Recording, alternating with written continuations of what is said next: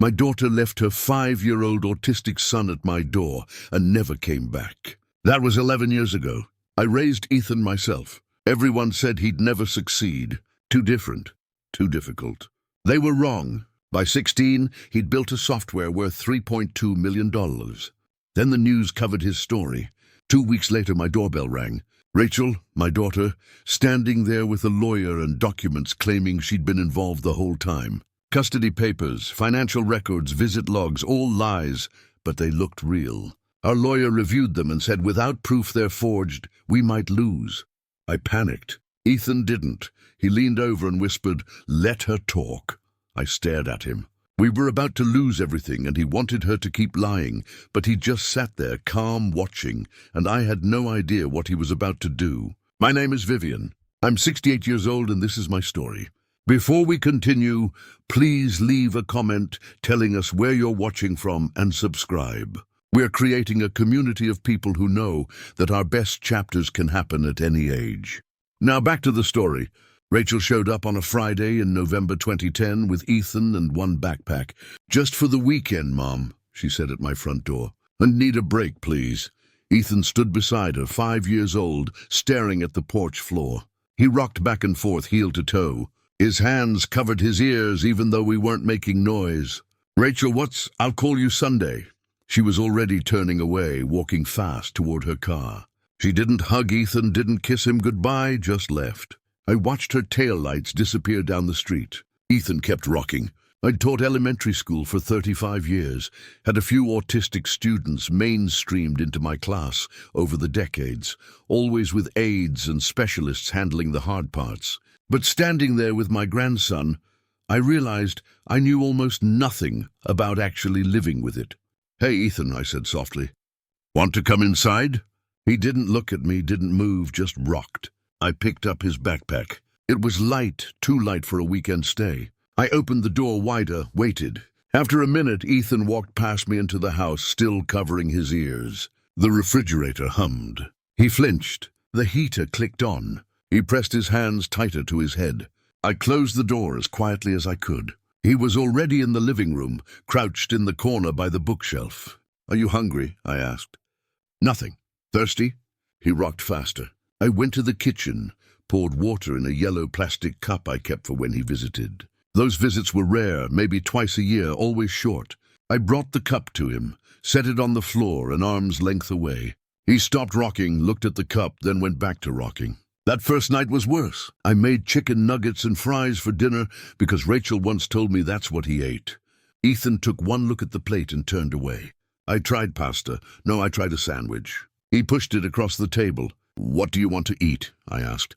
He hummed a low sound in his throat and stared at the wall. I gave him crackers. He ate 3. Bedtime was a disaster. I tried to help him brush his teeth, and he screamed, not crying, screaming like I was hurting him. I stepped back and he stopped, but he was shaking. "Okay," I said. "Okay, you can skip it tonight." I put him in the guest room, tucked the blanket around him the way I thought kids liked. He threw it off. I tried again. He screamed. I left the blanket at the foot of the bed and backed out of the room. He didn't sleep. I could hear him humming all night, that same low sound over and over. I didn't sleep either. Saturday morning I called Rachel. No answer, left a message. "Rachel, honey, call me back. I need to know what Ethan eats, what his routines are." She didn't call. I called again, Saturday night, Sunday morning, Sunday night. Nothing. 1 week became 2. I took Ethan to the pediatrician. The doctor confirmed what I already suspected. "He's autistic. Mrs. Cooper, has anyone talked to you about getting him evaluated?" His mother was supposed to handle that. The doctor nodded slowly. "Well, you're handling it now. I enrolled him in therapy. Speech, occupational, behavioral. I learned he needed the same breakfast every single day. Scrambled eggs, toast cut corner to corner, nothing touching on the plate. I learned the route to therapy had to be exactly the same, or he'd scream in the car. I learned not to touch him unless he initiated it. I got good at watching instead of doing.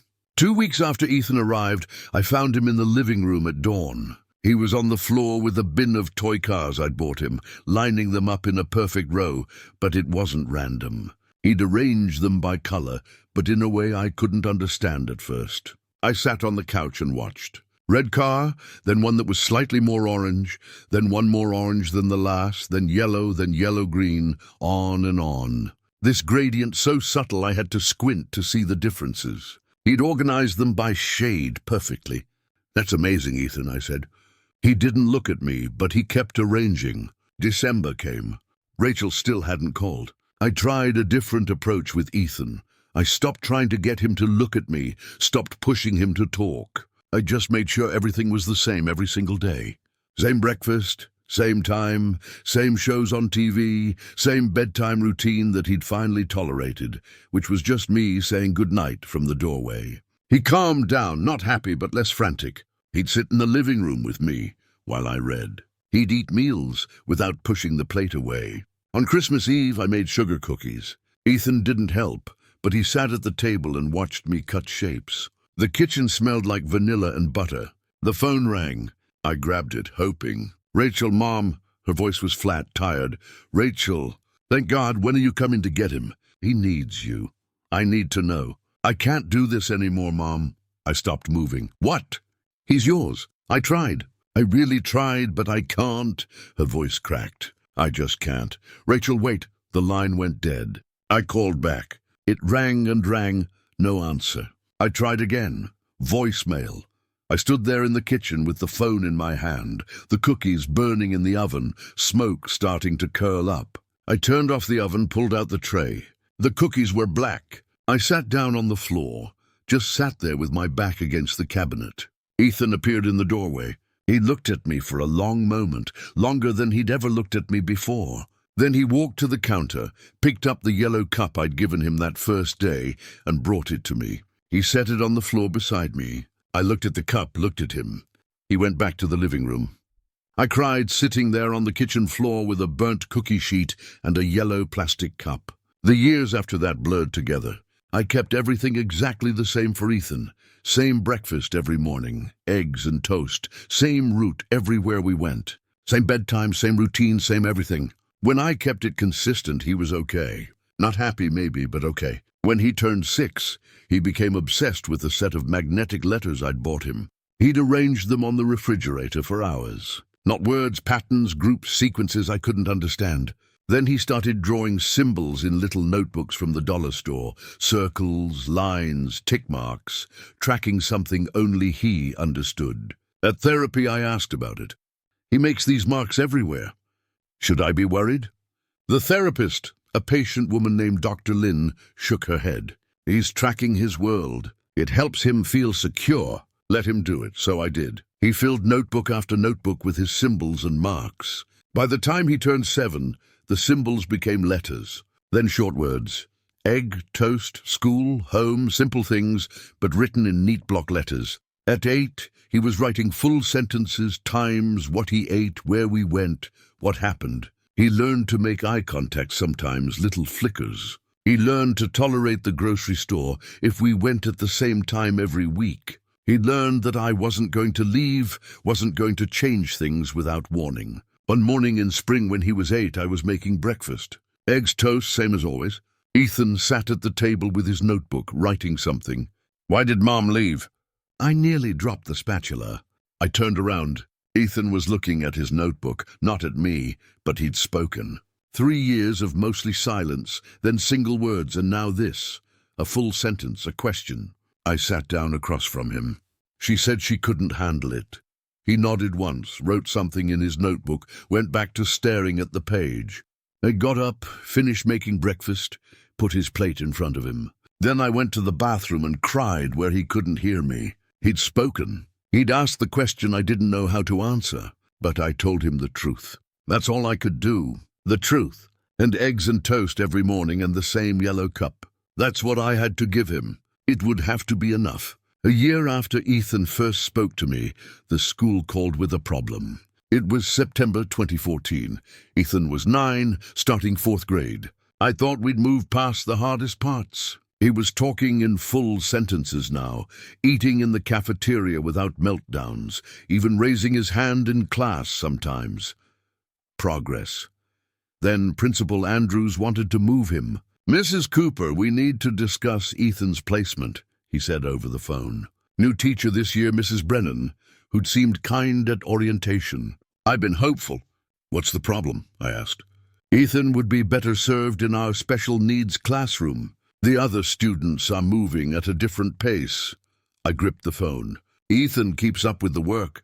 It's not about academics. It's about behavior. He doesn't participate in group activities. He won't make eye contact during circle time. Yesterday, he covered his ears during music class because it's loud. He has sensory issues. Mrs. Cooper, we have a program designed for children like Ethan. It would be less stressful for everyone. Less stressful for the teacher. He meant, I want an IEP meeting, I said. We can arrange that. But this week, silence. Then I'll have my secretary call you. I spent 3 days preparing, printed every report card, every therapy progress note, every piece of documentation I'd kept in folders. Ethan's reading was above grade level. His math was 2 years ahead. His handwriting was careful and neat, every letter perfectly formed. The problem wasn't that he couldn't learn. The problem was that he learned differently. The meeting was on a Friday afternoon conference room at the school. 2 bright fluorescent lights humming. Principal Andrews sat at the head of the table, Mrs. Brennan next to him, school psychologist, special education coordinator, all of them with folders. I had 1 folder, but it was thick. Thank you for coming, Mrs. Cooper. Principal Andrews said, we want what's best for Ethan. So do I. Mrs. Brennan spoke first. Soft voice, sympathetic smile. Ethan is a sweet boy, but he struggles socially.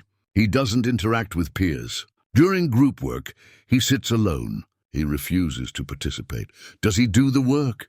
I asked. She hesitated. Yes, but education isn't just about worksheets. It's about learning to work with others, to communicate. He's autistic. Communication is harder for him, but he's trying. The special education coordinator, a woman named Ms. Pierce, leaned forward. Our resource room offers a smaller setting, fewer distractions. Students who understand his challenges, students who can't keep up academically, I said. That's not Ethan. Principal Andrews used that principal voice, the one I recognized from my own decades in classrooms. Reasonable, patient, condescending. We understand you want Ethan in a mainstream classroom, but we have to consider the needs of all students. You're telling me Ethan is disruptive, I said. Not disruptive exactly. Then what's the problem? Ms. Pierce opened her folder. Ethan's social skills assessment shows significant delays. His IQ testing was inconclusive. He refused to finish several sections because they were timed, and that made him anxious. His therapist documented that, which brings us back to our point. Principal Andrews said, Ethan needs support we can't provide in a regular classroom. I opened my folder, pulled out the first document. This is Ethan's reading comprehension test from last month. 97%, 7th grade level. Next document, math assessment, 100% 5th grade material. I kept pulling papers, stacked them in front of Principal Andrews. These are therapy notes, showing his progress in speech, in emotional regulation, in sensory tolerance. He's come further in 4 years than anyone predicted, not because he's in a special room with low expectations, because people believed he could do more. Mrs. Brennan looked uncomfortable. It's not about expectations. Yes, it is. You want him somewhere else because he makes you uncomfortable. Because he doesn't perform normal the way you want normal to look. The room went quiet. Principal Andrews cleared his throat. Mrs. Cooper, I understand you're frustrated.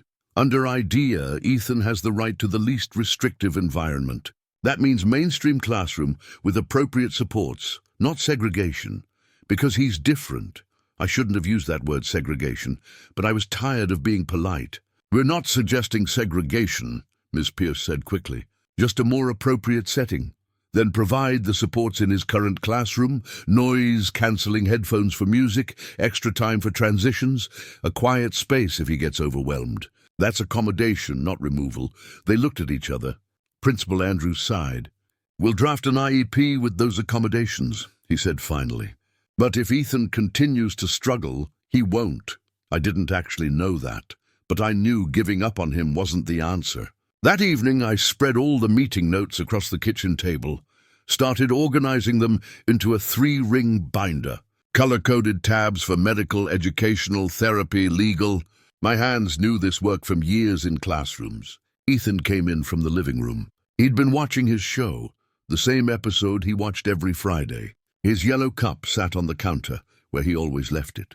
He stood watching me work. "What are you doing?" he asked. His speech had grown stronger over the year, more fluid. "Making sure the school can't forget what you can do." He moved closer, looked at the papers. "Can I help?" I glanced at him. "Sure." We worked together for an hour. I showed him how I was organizing everything. He studied my system, then pointed to the therapy tab. These should be sorted by date, then by type. Speech separate from occupational, separate from behavioral. I looked at where he was pointing. He was right. That made more sense. "Show me," I said. He rearranged the entire section in 10 minutes, created a system I wouldn't have thought of, logical and clean and perfect. I watched him work, his hands moving fast, completely focused. He understood organization on a level I'd never reach. Pattern and structure and order. It came naturally to him, the way breathing came to other people. "That's really good, Ethan," I said when he finished. He nodded, didn't smile, but I could tell he was pleased. The next year, when Ethan turned 10, his speech therapist suggested a tablet for communication support, something to type on when speaking felt too hard. I saved up and bought him one for his birthday.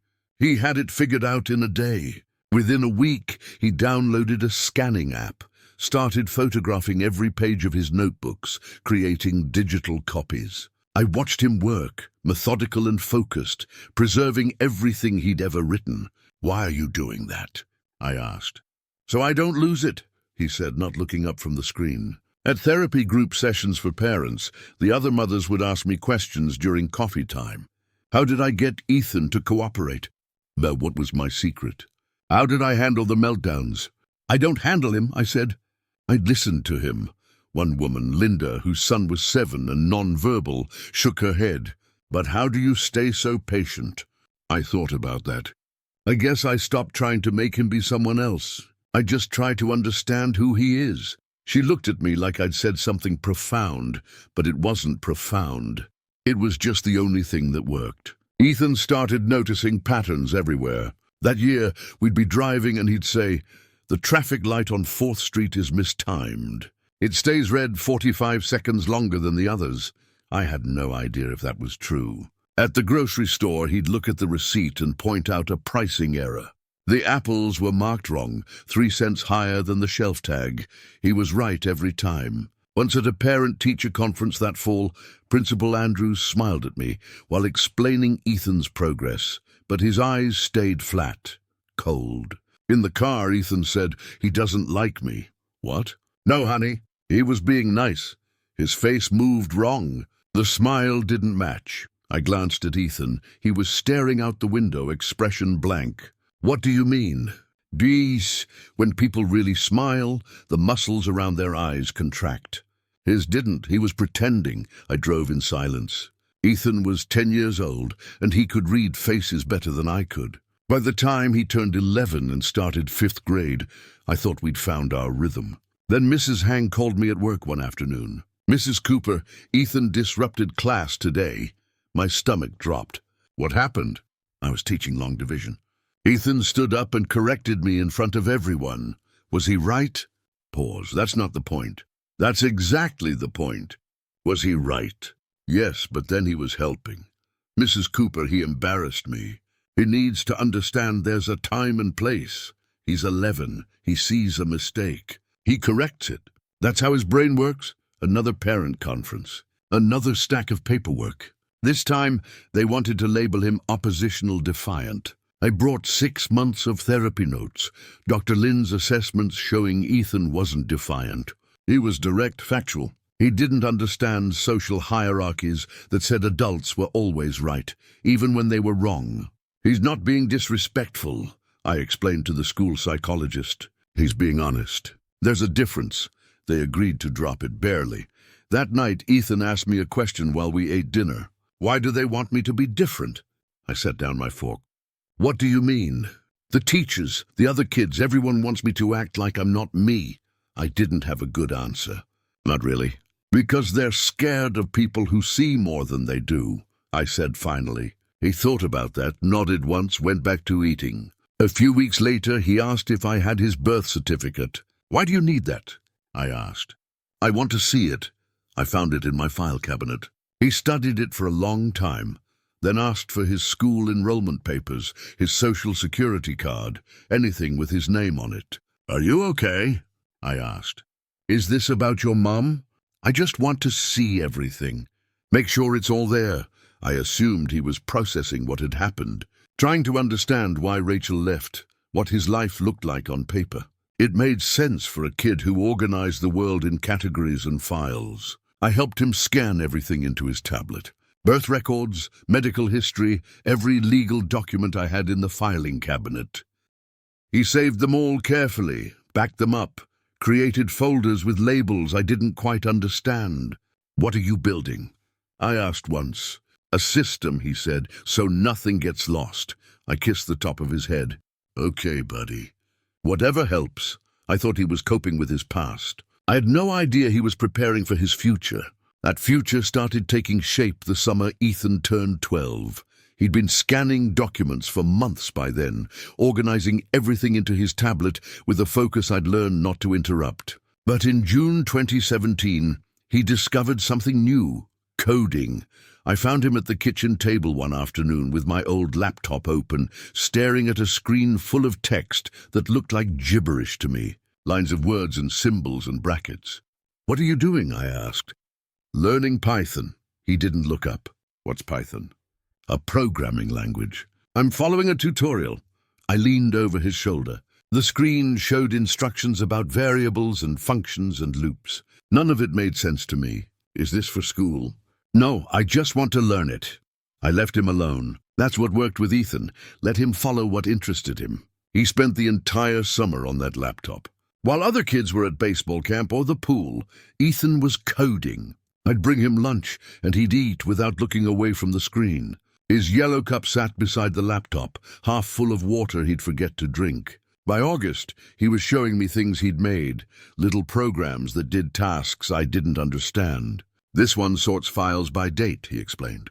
"This one finds duplicates. This one checks if a file has been modified." "That's really impressive, Ethan."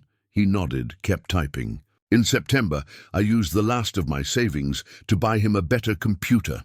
A real one, not my hand-me-down laptop that took 5 minutes to start up. He'd earned it. The man at the electronics store asked what Ethan would use it for. "Programming," Ethan said. "How old are you?" 12, the man smiled. "That's a good age to start." "You'll go far." Ethan didn't respond. Just waited for me to pay. At home, he set up the new computer in his room. I made him promise to still come out for meals and to sleep at reasonable hours. He agreed, but I could tell his mind was already back in that world of code I couldn't enter. One evening in October, he called me to his room. "I want to show you something." I sat on the edge of his bed. He pulled up a program on his screen. "What is it?" "Watch." He opened a document, a simple text file with a few sentences. Then he ran his program. Numbers appeared on the screen, long strings of them. "That's the document signature, like a fingerprint." "Okay," I said, not really understanding. He opened the document again, changed one word, saved it, ran the program again.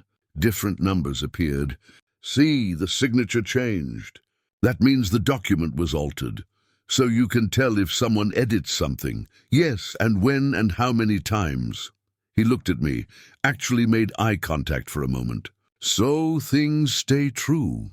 I thought about all those school meetings, all those times administrators had said one thing and then claimed later they'd said something else. All the times I'd wished I had proof. "That's brilliant, Ethan." He turned back to his screen. "It's just pattern recognition. Digital instead of physical. Just pattern recognition, as if that wasn't everything."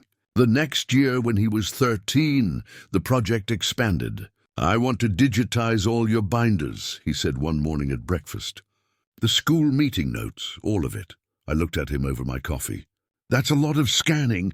"We already did the legal stuff." "I know, but I want everything in the system." "What system?"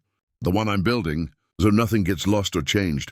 I thought about it. Those binders held years of fights, years of advocacy, years of proof that Ethan wasn't what people assumed he was. "Okay," I said, But you're doing the scanning. My back can't handle that many hours hunched over.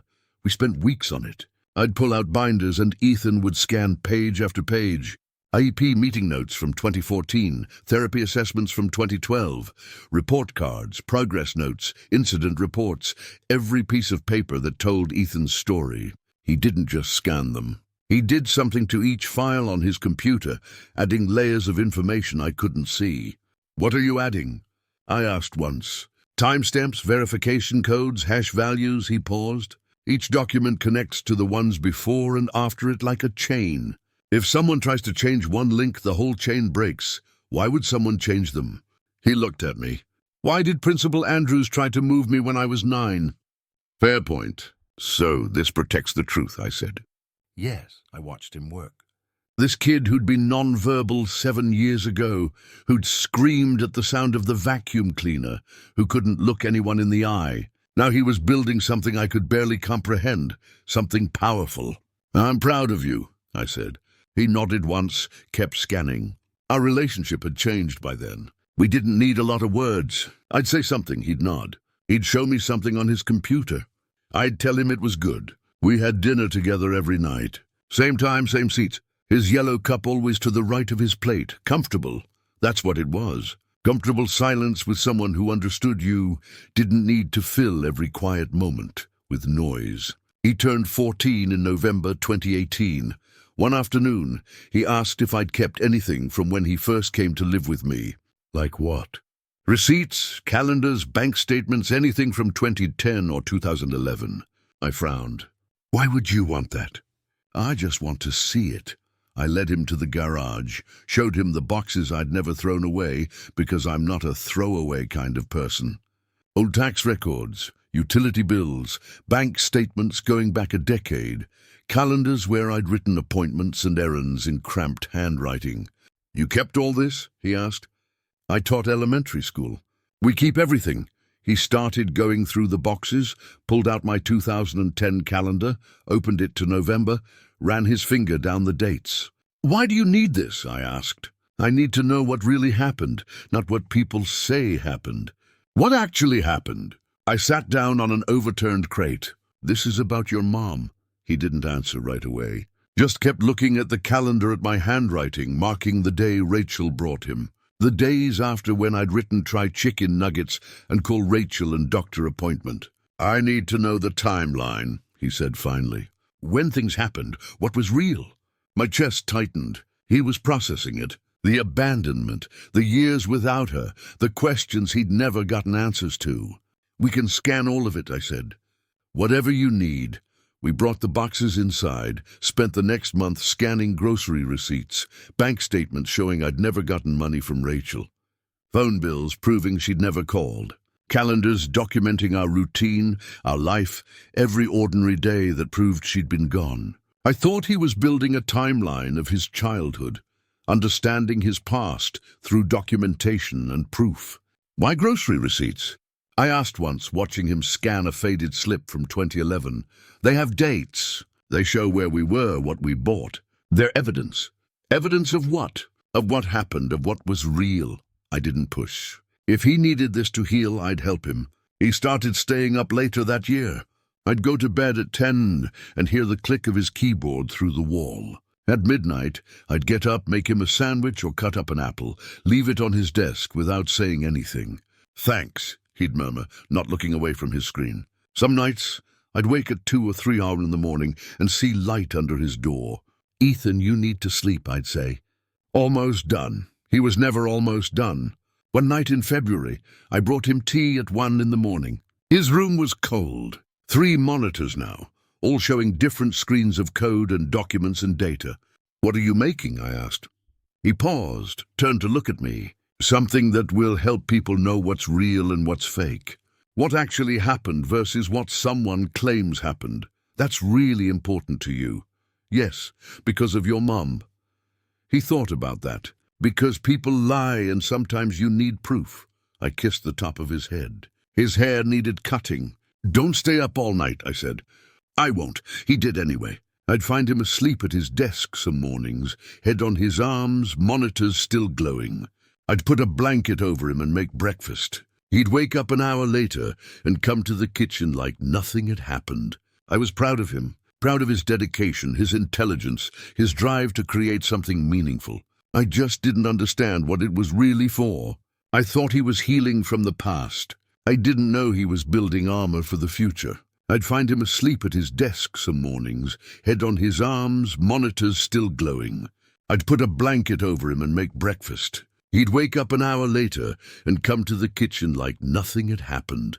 I was proud of him, proud of his dedication, his intelligence, his drive to create something meaningful. He'd ask me sometimes to test his programs, click this button, tell him if the colors looked right, if the words made sense. I didn't understand what any of it did, but I could tell him if it looked finished. "Does it work?" I'd ask. "Yes." "Then what are you still working on?" "Making it better. Always better. Always more accurate. Always one more test, one more verification, one more way to prove what was real and what wasn't." I thought it was just a project, something impressive he'd put on college applications someday. I had no idea what he was really building. What he was building turned out to be something people would pay millions for.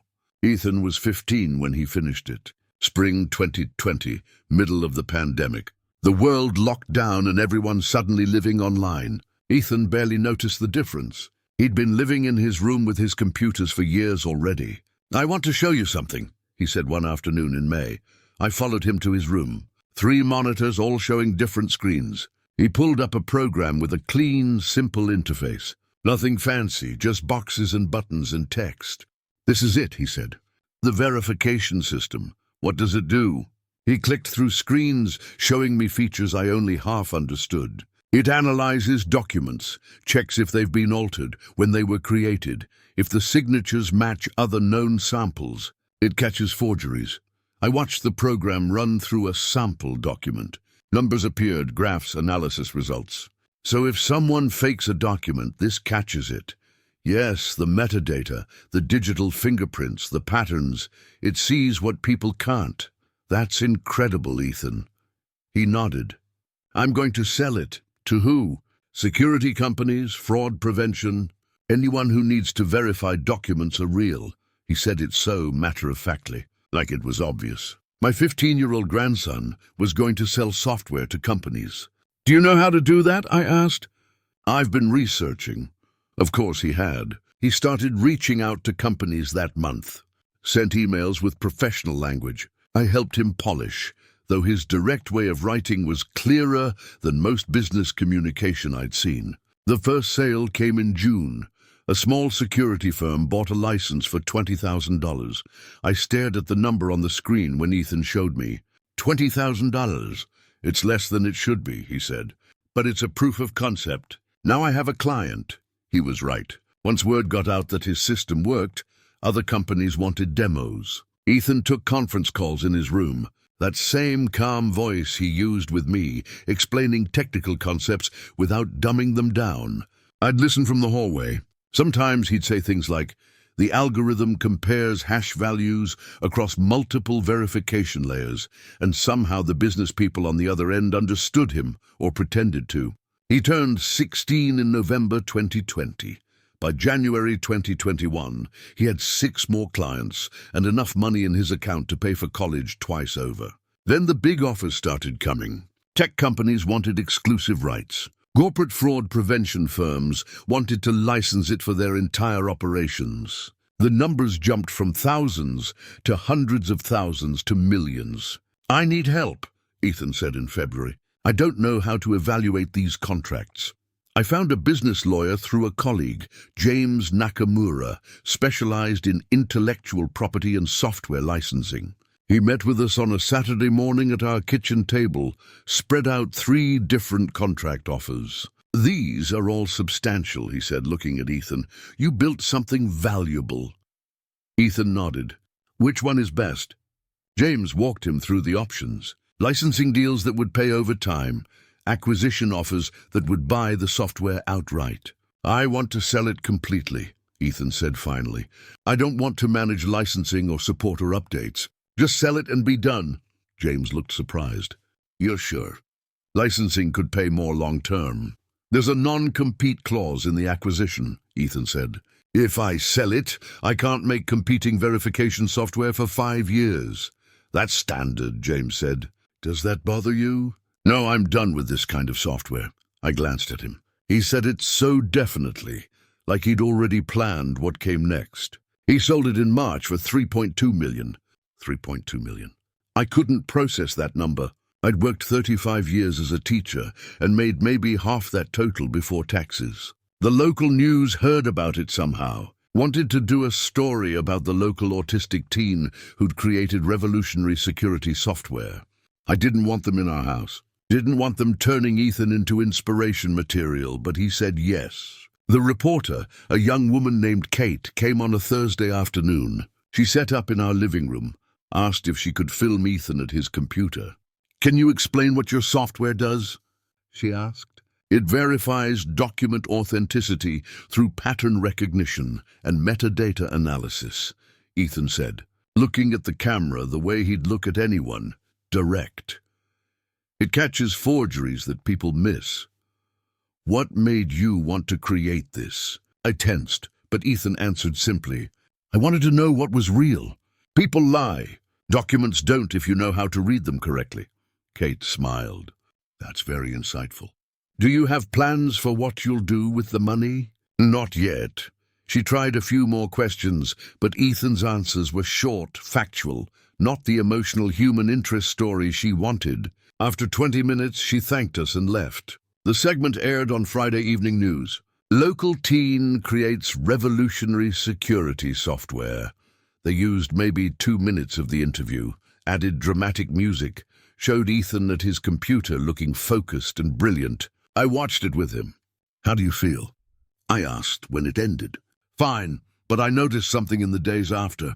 He wasn't celebrating, wasn't excited about the money or the attention or what came next. He was just waiting, watching. I'd catch him staring out the window sometimes, or sitting at the kitchen table with his yellow cup, not drinking, just holding it. "You okay?" I'd ask. Yeah, but he wasn't. Something had shifted, some tension I couldn't name. 2 weeks after the news story aired, the doorbell rang on a Tuesday afternoon. I wasn't expecting anyone. Ethan was in his room. I opened the door, and there they were. A woman in a grey suit, expensive-looking, hair perfect. A man beside her in a dark suit, carrying a leather briefcase.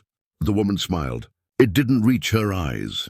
"Hi, Mom!" My stomach dropped. My hands went cold. Rachel, she looked older, 11 years older. Lines around her mouth, tension in her jaw, but it was her. "Ethan," she said, looking past me into the house. I couldn't move, couldn't speak. My body had forgotten how. "I'm Stephen Walsh," the man said. "Mrs. Cooper's attorney. We'd like to speak with you about Ethan's situation." "His situation?" I managed. Rachel's smile got tighter. "Can we come in? This is important." I should have said no. Should have closed the door, but I was frozen. Ethan appeared behind me in the hallway. He looked at Rachel. His face was completely blank. No surprise, no emotion, nothing. He just watched her, the way he'd watched traffic patterns or pricing errors. Analytical calculating. "Come in," he said. My legs moved without my permission. I stepped back. They came into my house, Rachel and her lawyer, and I felt sick. We sat at the kitchen table, the same table where Ethan and I ate breakfast every morning, where we'd organized school meeting notes and scanned documents and planned his future. Now Rachel sat there, hands folded while her lawyer opened his briefcase. "Mrs. Cooper, we're here to discuss custody and financial guardianship," he said. "Professional, smooth, practiced. My client, Rachel Cooper, has maintained parental rights to Ethan and wishes to resume active custody." "Custody?" I said. "He's 16 precisely," Walsh said. "Still a minor, and my client never formally terminated parental rights. She's been co-parenting from a distance, maintaining contact through appropriate channels." "That's a lie," I said. My voice shook. "She hasn't called in 11 years." Rachel spoke then, soft voice, sad eyes that looked fake. "Mom, I know you've done a wonderful job raising Ethan, but he needs his mother now, especially with the money and the attention. He needs guidance. He has guidance." Walsh pulled out papers. "Documents with official-looking seals and signatures. These show Mrs. Cooper's maintained legal parental rights. She's documented her financial support and communication over the years. She's entitled to custody and given Ethan's minor status, management of his financial assets until he reaches majority. I looked at the papers. They looked real professional. My heart was hammering. "Those are fake," I said. "But I had no proof." "They're properly notarized and filed," Walsh said calmly. "Unless you can prove otherwise." I looked at Ethan. He was watching Rachel, his face still blank, but I could see something in his eyes, something I couldn't read. "Ethan," I said quietly, "what do we do?" He looked at me for 1 second, then back at Rachel. "We should get a lawyer," he said. Getting a lawyer turned out to be easier than using one. I found Linda Reyes through a referral family law attorney with 20 years of experience. She met with us 3 days after Rachel showed up, came to our house because I couldn't face going to an office. I brought every binder I had, years of school records, therapy notes, medical appointments, every piece of paper proving I'd raised Ethan. My hands shook the entire time I carried them to the kitchen table. Ethan sat quietly in the chair beside me, watching, always watching. Linda spread Rachel's documents across the table, the ones Walsh had presented. She studied them for over an hour, reading every page, checking signatures, examining the stamps. Finally, she looked up. Her face told me everything before she spoke. "These look legitimate," she said carefully. "Very professionally done, but they're fake," I said. "She's lying. She hasn't seen him in 11 years. I believe you. But do you have concrete proof these documents are forged?" I pulled out my binders. "I have everything. Every school meeting, every doctor visit, every therapy session." Linda looked through them, nodded slowly. "This is excellent documentation. It proves you've been the primary caregiver, but Mrs. Cooper, without hard evidence that her documents are fake. A judge might rule in her favor. Why? Because she never legally terminated parental rights. There's no court record of custody transfer. Schools and doctors accepted you informally. But," she paused, "did you ever file for formal guardianship?" The room went cold. I didn't think I needed to. She abandoned him. I know, but legally, without documentation of that abandonment, without her signing away rights, she's still his parent on paper. Linda's voice was gentle but firm. "Her lawyer will argue that informal arrangement doesn't override parental rights." I couldn't breathe. "So she can just take him. She's not trying to take physical custody. He's 16. Courts rarely force teenagers to move. She's after financial guardianship, control of his assets until he's 18, 3.2 million. That's what this was about." "Can we fight it?" I asked. "Yes, but I need you to understand. Her case looks strong. She has documentation, a compelling narrative about maintaining involvement from a distance. Unless we can prove those documents are fraudulent, we'll lose." Linda didn't disagree. I looked at Ethan. He sat perfectly still, hands folded on the table, face blank. He wouldn't meet my eyes. "Ethan," I said quietly, "do you understand what's happening?" "Yes." "Are you scared?" He thought about that. No. How could he not be scared? I was terrified. Linda explained the next steps. Depositions, discovery, court dates. It would take weeks, maybe months. The whole time Rachel's claim would hang over us. After she left, I sat at the kitchen table and broke down. "We're going to lose you," I said through tears. "After everything, after 11 years, we're going to lose." Ethan stood up, didn't say anything, just walked to his room and closed the door. I wanted him to tell me it would be okay, to show some emotion, some fear, something, but he just left me there. I cried alone at the table for an hour. The deposition started 2 weeks later. Rachel went first. She sat in the conference room at her lawyer's office, perfectly composed, hair styled, makeup subtle, wearing a soft grey sweater that made her look maternal. Walsh asked her questions. She answered smoothly. "Can you describe your involvement in Ethan's life over the past 11 years?" "I've tried to maintain consistent contact," she said. Her voice was steady, warm, apologetic. "I visited monthly when possible, sent financial support through money orders, called regularly to check on his progress." "Why didn't you take physical custody?" "I felt it was better for Ethan to have stability with my mother while I dealt with personal challenges. But I never stopped being his mother. I never stopped caring." She provided dates, specific months when she claimed to have visited. Exact dollar amount she supposedly sent, December 2012. 300, April 2014, 500, on and on. A detailed financial record of support that never happened. I sat there listening, nails digging into my palms. "Mrs. Cooper, why are you seeking custody arrangements now?" Walsh asked. "Because Ethan has significant assets that need proper management, and because he's approaching adulthood. I want to be present for this crucial transition, to guide him, to make up for lost time." She looked at me when she said it.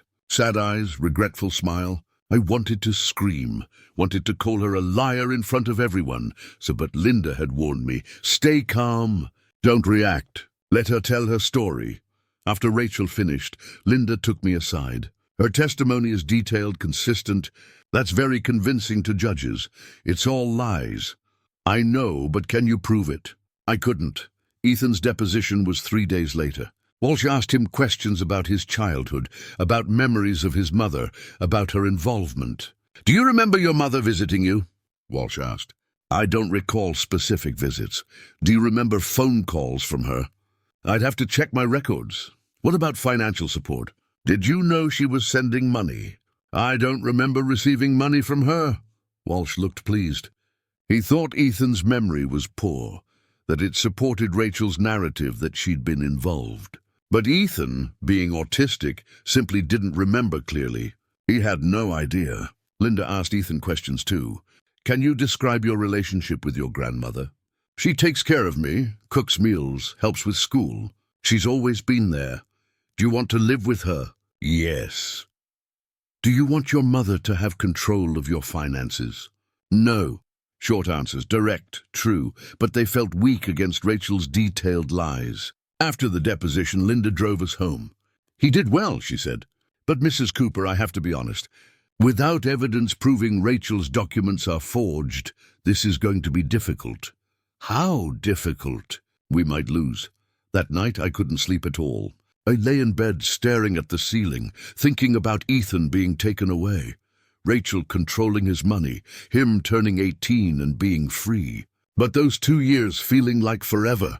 At 3 in the morning, I got up, saw a light under Ethan's door. I opened it quietly. He was at his computer, 3 monitors glowing, lines of code scrolled across one screen. Documents and data filled the others. "Ethan, it's 3 in the morning. He didn't turn around. "I know you need to sleep. Court is tomorrow. I'm almost done." "Done with what?" He kept typing. "My records." I moved closer. Saw spreadsheets with dates, files with names. I recognized my bank statements, calendar entries, phone records. "Ethan, I don't know what to do," I said. My voice broke. "I don't know how to fight this." He stopped typing. "Didn't turn around. Just tell the truth tomorrow," he said quietly. "That's all you have to do. The truth isn't enough. She has documents. She has proof." "Fake proof, but proof. Tell the truth," he repeated. I wanted to shake him, to make him understand how serious this was. But he just sat there, calm, focused, like losing me didn't matter. I went back to bed, didn't sleep, just lay there in the dark, terrified. Ethan stayed at his computer all night. I heard the keyboard clicking until dawn. I had no idea what he was doing.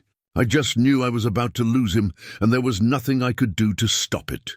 Morning came, whether I wanted it to or not. I got up at 6, made breakfast. Neither of us would eat.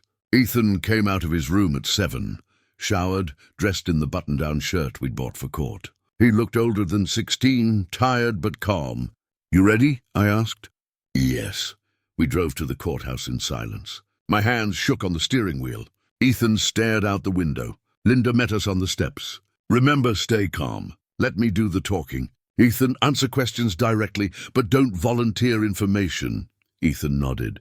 The courtroom was smaller than I expected. Wood paneling, fluorescent lights, that smell of old paper and floor polish. Judge Harrison sat at the bench. A woman in her 50s with sharp eyes and grey hair pulled back. Rachel sat at the front table with Walsh.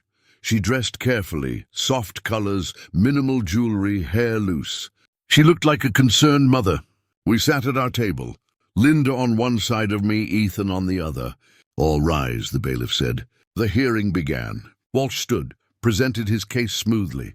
Rachel Cooper, devoted mother, maintained consistent involvement despite personal challenges. Documentary evidence of parental rights never terminated.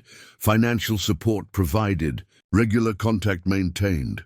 He laid out the documents on the evidence table. The custody papers, the co-parenting agreements, the financial records, all fake, all convincing. Judge Harrison reviewed them carefully, took her time. Then she looked at Rachel. Mrs. Cooper, can you describe your involvement in Ethan's life over the past 11 years? Rachel's voice was steady, warm. I tried to stay connected as much as possible, Your Honor. I visited when I could. I sent money to help with his care. I called regularly to check on his progress. Why didn't you maintain physical custody? I felt it was better for Ethan to have stability with my mother while I addressed personal issues, but I never abandoned him. I never stopped being his mother. She said it with such conviction, such sincerity. I wanted to scream. The judge asked more questions. Rachel answered all of them. December 2013, she visited for Ethan's birthday. April 2015, she sent $500 for therapy costs. May 2017, she called to discuss his progress in school. Lies, all lies, but detailed, consistent lies. Judge Harrison looked thoughtful. Thank you, Mrs. Cooper. Then it was Linda's turn. She presented my binders, years of school meetings, therapy records, medical appointments, every piece of evidence that I'd raised Ethan alone. But as she went through them, I could see the judge's expression. Sympathy, but doubt. Ms. Reyes, Judge Harrison said, these records show Mrs. Cooper has been the primary caregiver, but I don't see formal guardianship documentation. No court order transferring custody. No legal termination of parental rights. My chest tightened. Your Honor, Linda said carefully, Rachel Cooper abandoned Ethan when he was 5 years old. My client has documentation of that abandonment, but without Ms. Rachel Cooper's signature on custody termination papers. Without legal documentation, her parental rights remain intact. The judge looked at me, not unkindly. Mrs. Cooper, I understand you've done excellent work raising your grandson, but legally, without proof that his mother abandoned her parental rights, her claim has standing. The room tilted. Rachel looked at Walsh, smiled slightly.